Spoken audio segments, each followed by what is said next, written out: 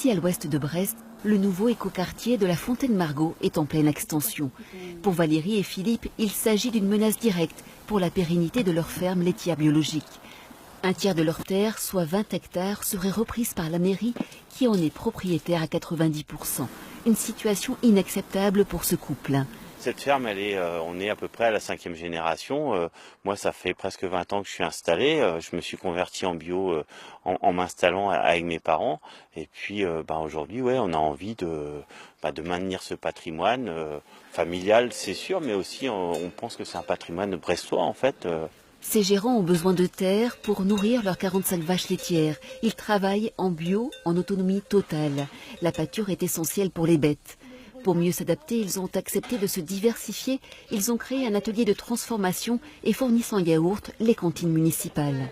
Depuis plus de 10 ans, on a diversifié la ferme avec à la fois un accueil de scolaires, d'habitants, d'enfants handicapés, etc.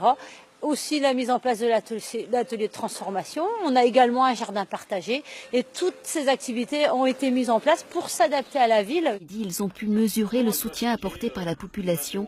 Lors d'un débat qu'ils avaient organisé, l'élu brestois chargé de l'urbanisme a rappelé l'attractivité de ces logements en périphérie.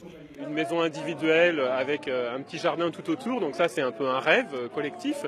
Mais il y a aussi le prix de l'habitat sur la métropole et sur le pays de Brest, qui fait qu'au-delà d'un T2, T3, il est moins cher d'aller se faire construire une maison individuelle un peu loin de la ville centrale.